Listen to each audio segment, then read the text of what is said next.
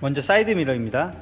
사이드 미러를 접고 펴고 하는 장치인데 이걸 그냥 가운데다 두시게 되면은 문을 잠그면 자동으로 접힙니다. 그리고 사이드 미러 조정인데 시계 반대 방향 돌리고 이렇게 좌우로 움직이면은 거울이 움직이고요. 그리고 시계 방향으로 두 번 돌리고 이렇게 움직이면은 저쪽 거울이 이제 움직입니다. 그 다음에 요거는 이 차는 별도의 잠금 장치 버튼이 안 보입니다. 보이지 않습니다. 이걸로 잠고 열고 해주시면 되는 거고요. 그 다음에 창문을 잠가 놓는 겁니다. 이걸 이렇게 눌러 놓게 되면은 운전석을 제외한 나머지 창문들이 다른 좌석들에서 조절이 불가능해집니다.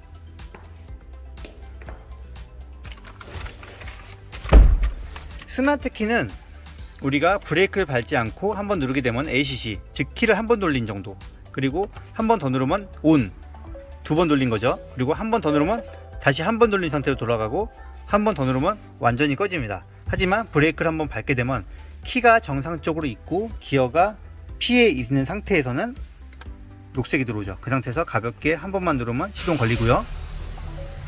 자, 라이트입니다. 라이트는 그냥 오토에 두시면 되죠. 오토에 두시면 자동으로 어두운 데 가면 켜지고 밝은 데 가면 꺼지고 하고, 그리고 이건 안개등인데 안개등은 무조건 켜고 다니셔야죠. 솔직히 요즘에 안개 낀다고 해서 안개등 켜는 게 아니라 그냥 안개등은 멋입니다. 그냥 켜시면 됩니다. 이 상태로 바꿀 필요가 없다고 보고요. 쌍용자동차는 여기 가운데에 비상 깜빡이 버튼이 있지만 이 차는 독특하게도 쌍용차에만 있는 기능이죠. 한번 누르게 되면은 깜빡이가 3번 깜빡이고 자동으로 꺼집니다. 뭐 미안합니다, 고맙습니다 이런 거 할 때 아주 유용하게 써먹는 기능입니다. 나머지 똑같아요. 뭐 깜빡이 이런 거 다 똑같고요. 쌍라이트 이렇게 당겼을 때 쌍라이트 들어가는 거 똑같고요. 단지 이렇게 앞쪽으로 밀게 되면은 쌍라이트가 오토로 되죠. 한 번 더 누르면은 일반 쌍라이트, 또 한 번 더 누르면은 오토. 그러니까 이거를 앞으로 밀 때 한 번은 쌍라이트, 한 번은 쌍라이트 오토 이렇게 바뀌는 거죠. 다시 끄고 싶을 때는 라이트를 그냥 껐다가 다시 오토로 놔주시면은 그 쌍라이트가 해제가 됩니다. 그 다음에 이쪽은 와이퍼인데요. 와이퍼는 여기 써 있는 부분은 그냥 이거를 어떻게 돌리냐에 따른 것입니다. 그래서 지금 현재는 오프 상태, 그리고 한 칸 내리게 되면은 와이퍼 모드 오토 이렇게 되죠. 한번 움직이고 가만히 있습니다. 그게 이제 오토 상태인 겁니다. 이 상태에서 비가 오면 와이퍼가 돌겠죠. 근데 이거는 와이퍼의 오토 상태의 속도를 조절하는 겁니다. 이렇게 위로 올리게 되면은 오토지만 좀 빠르게 민감하게 동작하고, 이렇게 내리면 오토지만 조금 천천히 동작하는 겁니다. 자, 그리고 요거는 뒤에 와이퍼죠. 천천히 빨리. 예. 그리고 이 와이퍼를 당기게 되면은 다들 아시다시피 워셔액이 나오고요. 반대로 밀게 되면은 뒤쪽으로 워셔액이 나옵니다. 자, 이제 버튼 설명입니다. 여기 있는 버튼 대부분은 볼륨 조절, 전화 받고, 채널 앞뒤로 움직이고, 그 다음에 누를 때마다 뭐 DMB, 라디오, DMB가 이 차는 없죠. 라디오, 블루투스, USB 그런 기능이 순차적으로 선택이 될 것이고요. 보통 이 차를 사시는 분들은 아마도 이 음성인식 버튼을 상당히 많이 쓸 것 같습니다. 왜냐하면은 인포콘의 음성인식 기능은 상당히 유용합니다. 내비에서 길을 찾거나 아니면은 하다못해 공조기를 조절할 수도 있어요. 이를테면 에어컨 꺼줘, 에어컨 켜줘, 뭐 이런 것도 간단히 명령어로 할 수가 있습니다. 자, 중요한 건데요. 이 차는 차선 이탈 시스템이 지금은 켜져 있죠. 이거 저는 한참 찾았는데, 자, 이거를 길게 눌러 볼게요. 이 버튼을 길게 누르고 있으니까 사라졌죠. 다시 한번 길게 눌러 볼게요. 예, 차선 이탈 방지, 차선 이탈 보조 기능이 활성화, 비활성화 되는 걸 확인할 수가 있고, 그리고 이 버튼을 길게 누르는 게 아니라 짧게 누르게 되면은 밑에 동그랗게 또 뭐가 추가되죠. 이거 현대차에서 나왔던 건데 이게 바로 중앙차로 유지 보조입니다. 이 기능은 메모리 기능이 없어요. 이 위에 거 차선 이탈 경보, 차선 이탈 보조 시스템 같은 경우에는 한번 내가 켜놓으면 시동을 껐다 켜도 유지가 되나, 밑에 있는 중앙차로 유지 보조 기능은 내가 시동을 껐다 켤 때마다 반드시 내가 일부러 한 번씩 눌러줘서 켜줘야지만 이게 활성화됩니다.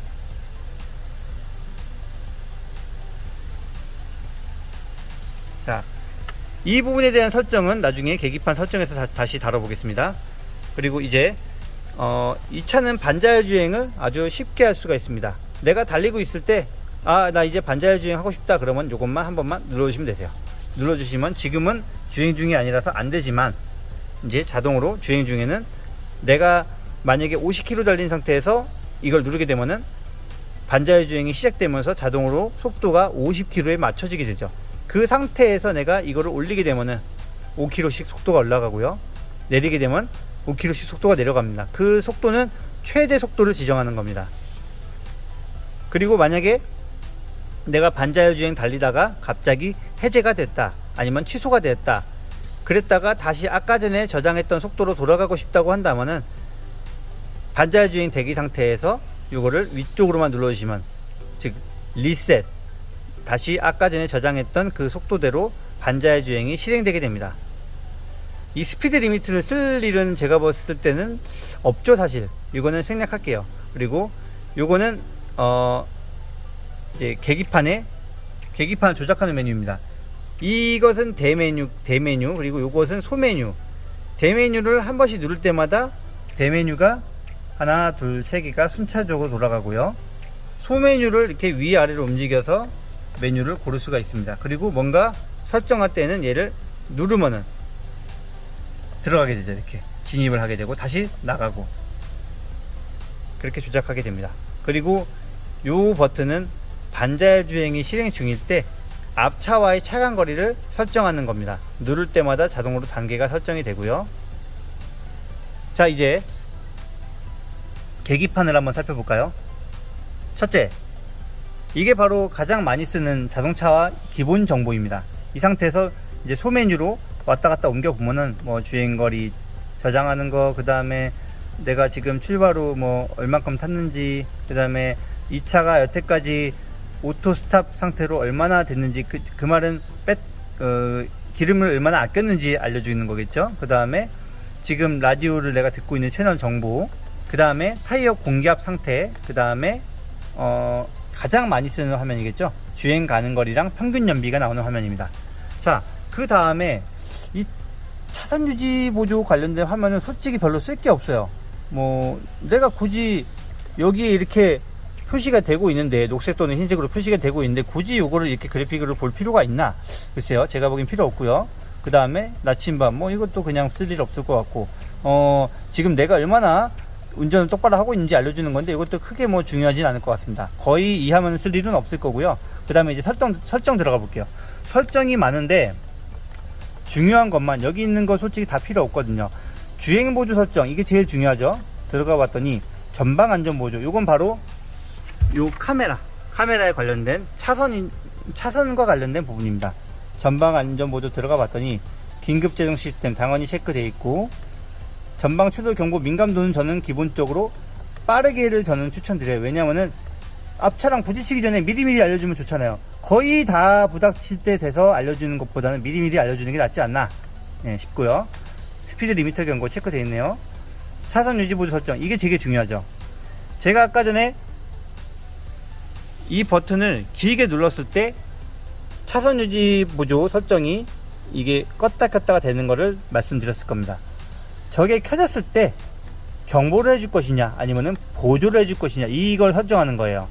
저게 켜져 있는 상태에서 만약에 이 경보 상태로 내가 설정을 해놓고 저게 켜져 있다고 한다면은 이제 깜빡이를 안 틀고 차선을 넘어가게 되면은 경보만 해주죠. 소리만 납니다. 그리고 내가 만약에 차선 유지 보조를 해놓고 이게 켜 있다 그러면은 차선 밖으로 나가지만 않게끔만, 이를테면 차선 밖으로 이쪽으로 나갈 것 같다 싶으면은 차선을 살짝 이렇게 핸들이 알아서 틀어주고, 저쪽으로 나갈 것 같다 싶으면은 이렇게 살짝 해서 갈지자로 차선 밖으로 나가지 않게 어시스트를 해주는 겁니다. 그래서 요거는 여기서 설정해 놓은 건 보통 요 차선 유지 보조를 많이 설정을 해 두시겠죠. 예, 다시 나가 보면은 이제 어댑티드 크루즈 민감도, 요거는 그냥 제가 봤을 때는 노멀 정도로 두시는 게 맞을 것 같고요. 그 다음에 자, 이게 체크가 돼 있어야지 반자율 주행이 되는 겁니다. 이게 체크가 안 돼 있으면은 내가 아까 전에 이 크루즈 컨트롤을 시작을 해도 일반 크루즈가 되는 거지 반자율 주행 크루즈 컨트롤이 되지가 않습니다. 안전 속도 제어, 뭔지는 정확하게 모르겠지만 어쨌든 좋은 겁니다. 그냥 넣었어요. 체크하겠습니다. 앞차 출발 경고 체크하고, 부주의 운전 경고 체크하고, 안전거리 경고 체크하고, 이 각각에 대한 도움말은 이걸 눌러보시면 다 나오세요. 자, 그 다음에 후측방 안전보조. 이 후측방 안전보조는 이 사이드 미러의 옵션, 그 사이드 미러에 불 들어오는 부분, 여기 보시면 잘 보일지 모르겠지만 느낌표가 이렇게 있습니다. 저기에 불이 들어오는 기능인데, 이 사각지대 관련된 경고와 그 다음에 내가 후진할 때 옆에서 뭔가 접근하는 것에 대한 설정, 이 두 가지로 크게 나뉩니다. 자, 이거는 말 그대로 우리가 흔히 말하는 사각지대 경고인데요. 여기서 경고만 해준다는 건 소리만 나고, 뭐 차가 뭐 제동장치가 개입을 해서 살짝 뭐 알려준다든지 그런 거는 하지 않는다는 거죠. 근데 충돌 보조 들어가게 되면 요건 조금 적극적으로 개입하는데 좀 깜짝깜짝 놀랄 수 있어서 저는 별로 추천은 안 드려요. 자, 두 번째, 후측방 경보. 이것도 이제 내가 후진할 때 옆에서 다가서는 사람 또는 차가 있으면은 경고만 해주게 되면 내가 삐삐삐 하면서 알려주고, 그 다음에 보조를 하게 되면은 갑자기 팍 쓸 수도 있습니다. 이거 되게 깜짝 놀라요. 있으면 좋은 기능이긴 한데 저는 일단은 경고 정도를 추천드립니다. 자, 안전 하차 경고. 이것도 뭐 있으면 좋은 기능이죠. 예, 켜놓으면은 예를 들어서 이제 파킹 놔두고 사람이 내리려고 하는데 문을 여는 순간 만약에 뭐가 다가온다 그러면 이렇게 경고를 해주겠죠. 그럼 우린 다급하게 외쳐야겠죠. 잠깐만! 예, 그렇게 하시면 됩니다. 그 다음에 자, 주행보조는 이로써 그만. 도어 테일게이트. 솔직히 여기 있는 거 크게 중요한 것들 없어요. 제가 봤을 때는 자동잠금은 당연히 주행시 자동잠금 하는 게 맞고요. 자동잠금 해제는 제가 봤을 때는 시동 오프보다는 꼭 시동을 꺼야지만 사람들이 내리게 문 열어주는 건 불편하잖아요. 나는 그냥 피만 이동해도 뭐 문 열리게 해야겠다. 이거는 자녀의 유무에 따라서 좀 고민하셔야 될 것 같아요. 제가 보기엔 자녀가 있으신 분들은 이게 유리할 것 같고요. 자녀가 없으신 분들은 그냥 이렇게 해놓으면은 우리가 시동 끄기 전에 파킹에만 놔둬도 문이 잠김 해제가 되니까 옆에 사람들이 내리기 쉽겠죠. 자, 그 다음에 다른 것들은 크게 중요하지 않고, 요거 스마트 도어 자동 잠김이 체크가 돼 있으면 내가 키를 가지고 멀어지면 자동으로 문이 잠기는 겁니다. 이건 되게 편하죠. 해놓으시면 좋습니다. 스마트 테일게이트, 저는 별로 추천 안 드립니다. 키를 가지고 트렁크 입구에 가서 한참 동안 서 있으면은 이게 자동으로 트렁크가 열린다는 기능인데, 저는 뭐 의도치 않게 나는 그냥 트렁크 옆에 서 있었을 뿐인데 갑자기 열릴 수도 있고, 조금 오동작을 고려해서 저는 별로 추천은 안 드립니다. 자, 라이트. 이거는 그냥 해보시면 될 것 같아요. 이것도 뭐 크게 중요한 거 없습니다. 편의 기능 다 체크돼 있고, 예, 다 체크돼 있네요. 뭐 이거는 뭐 할 게 없을 것 같아요. 이 장기 주차 모드, 이게 뭐냐면은 내가 만약에 공항 같은 데도 오래 차를 세워놓고, 아니면은 집에다 차를 세워놨는데 오랫동안 차를 안 사용한다, 그럴 때는 요거를 체크해 두시면은 이 차에 시동을 껐을 때 전력 소모를 최대화하고 좀 차단 같은 게 되다 보니까 그 아무래도 방전의 위험성을 떨어뜨려 주는 그런 설정입니다. 자, 사운드. 이것도 크게 중요한 건 제가 보기엔 없어 보여요. 예, 계기판 설정 정보. 이거는 딱히 중요한 건 없고요. 평균 연비 자동 초기화. 이거는 저는 제가 봤을 때는 주유시 초기화 하는 게 아무래도 좀 더 평균적인 연비를 뽑기엔 좋을 것 같습니다. 예. AVN 시스템에 대한 설명입니다. 먼저 홈 버튼 누르게 되면은 메인 메뉴가 나가고, 그 다음에 내비게이션을 이렇게 선택할 수도 있고, 미디어 쪽 탭이고요. 그 다음에 블루투스 연결했을 때 전화를 조작할 수 있는 탭이고, 인포콘 관련 기능을 설정한 탭입니다. 여기서는 지금은 개통이 안 되어 있습니다만, 개통했을 때 스트리밍 서비스를 한다든지, 아니면은 팟캐스트를 듣는다든지, 아니면 날씨를 본다든지 여러가지 기능을 할 수가 있고요. 그 다음에 뒤로 돌아가는 버튼이 이렇게 있죠. 네, 다 뒤로 이렇게 백 하는 기능. 자, 홈 버튼 누른 상태에서 솔직히 다르게 크게 만질 기능은 없습니다. 아까 다 만져봤던 기능이고요. 자, 가장 중요한 건 차량 설정이죠. 선택하게 되면 여러가지 기능이 나오는데, 자, 먼저 에어컨 건조. 이 기능 아주 유용합니다. 차 시동이 꺼지고 나서도 일정 기간 동안 송풍 모드가 유지가 돼서 나중에 에어컨에서 냄새가 나지 않게 해주는 기능인데, 체크 당연히 해놔야겠죠. 자동 환기도 상당히 유용합니다. 이거는 뭐 차주에 따라서 성향에 따라서 설정하시면 될 것 같고요. 습기 제거, 이거는 전면 유리를 갖다가 자동으로 습기를 감지해서 김서림 제거를 해주는 장치입니다. 그래서 이걸 활성화 시켜 놓게 되면은 요 부채구 모양 앞유리 습기 제거가 때로는 자동적으로 동작을 하는 것이죠. 그래서 되게 유용합니다. 그리고 터널 진입 제어, 이것도 상당히 유용한데 터널 진입할 때 자동으로 내기 순환 해주는 겁니다. 이거 아주 유용하고요. 그 다음에 이 무드 조명 설정하는 곳입니다. 이렇게 이 차는 무드 조명 일자로 있고, 그 다음에 문자가도 이렇게 일자 있습니다. 1열에만 있고요. 그것에 대한 밝기 또는 색상을 설정할 수 있는 기능입니다. 설정 들어가 보시면 딱히 만질 건 없습니다. 블루투스는 활성화를 해 놔야지 내가 블루투스 연결을 할 수 있겠죠. 그 다음 것들은 그냥 살펴보시기만 하면 될 것 같고요. 그 다음에 이제 공조기 쪽입니다. 이 차는 공조기가 터치로 되어 있다 보니 조금 생소하실 텐데요. 이게 잘 쓰다 보면 상당히 편하긴 합니다.